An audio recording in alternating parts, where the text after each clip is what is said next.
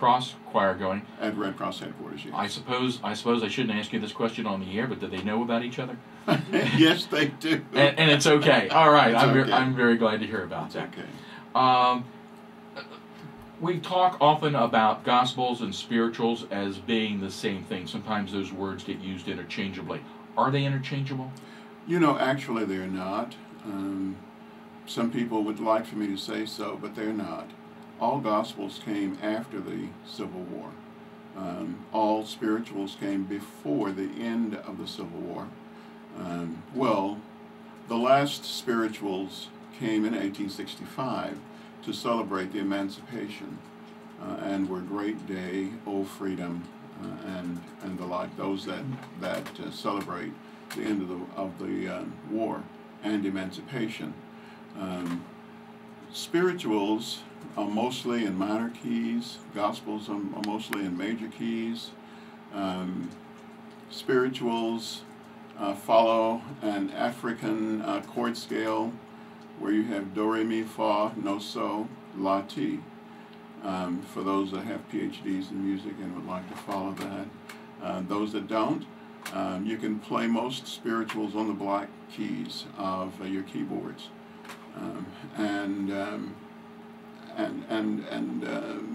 What else do I want to tell you about them? No spiritual was composed.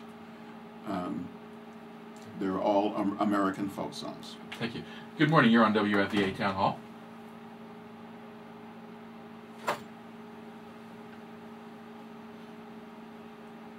Can't wait to hear this being pulled together. I'm really fascinated.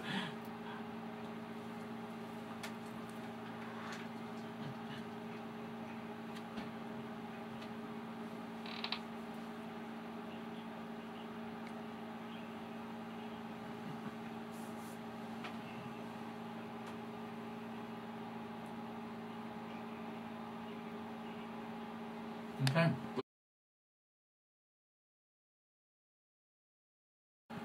No, I don't. I do know that there were a number of those lullaby spirituals, and that's one which is beautifully da da da da. Don't you cry, my mother was born to die. That one.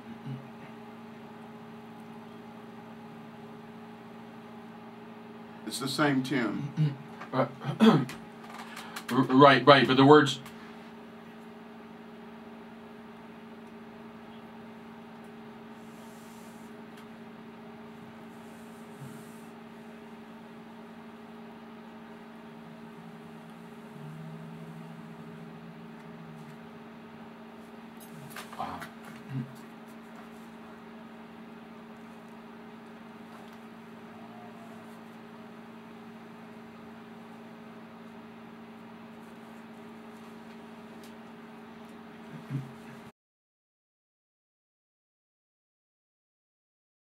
But also remember that verses in these songs, including lullabies, were changed over time.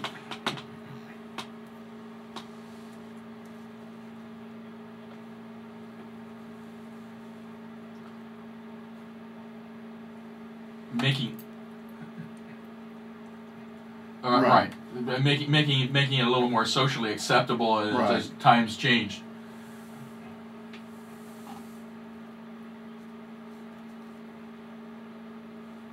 No, not with the same connotations that you have. Well, thanks for bringing that to our attention. I appreciate it very much. Thank you. Right.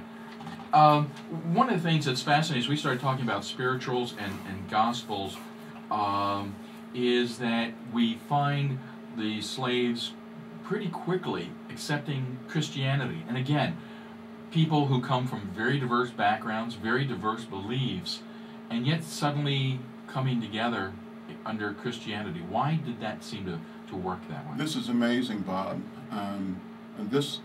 When doing some of my research, I was confounded that this happened also, since most of the slaves came from cultures that had religions that went back 6,000 years, with Christianity being 2,000, and very quickly were able to accept the other and begin singing about them so quickly.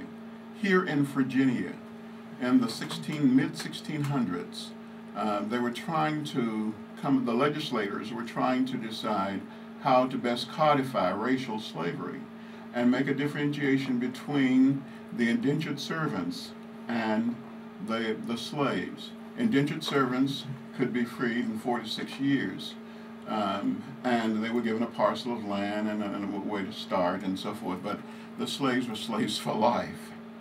And one of the distinctions was that they had to be born a Christian, into a Christian family, from a Christian country, baptized in a Christian church. And immediately the slaves started singing, "Lord, I want to be a Christian." It would, yes, it would be a real motivator, obviously. Yes, obviously. But that's the key transfer. One of the things that I find so amazing about these songs, and we spoke about it just briefly before we got started today, was that I have to admit that under similar circumstances, if I were singing a song of any kind, it would be one that I think would be full of rage against those who had brought me into the system. And there is none of that. You know, that is one of the most remarkable characteristics of spirituals, that there are more than 3,000 of them, and there is not a single word of anger or hate in any of them. Now, your caller a few moments ago referred to a description but they were still like birds picking at something versus I am going to strike back at you and make sure that you die because of what you have done to me. There's not a single word of anger in any of the 3,000 songs. No, even in that case, it's almost, if you will, looking for an act of God to bring bring retribution through nature. Versus taking it on yourself, right? And that is so incredible for me to understand. In fact, it is, I think, the basis for the nonviolence that we saw in the 50s, because the leaders of that nonviolence were themselves so versed in the spirituals and then later the Gospels, and that music and that upbringing, that I think it's one of the reasons that we were able to have the type of transition we had without another civil war. Absolutely, and the musical fit was wonderful to the movement. Clearly, religious denominations have altered words in these spirituals over time to fit whatever they needed to do, and they did fit with their liturgical settings easily.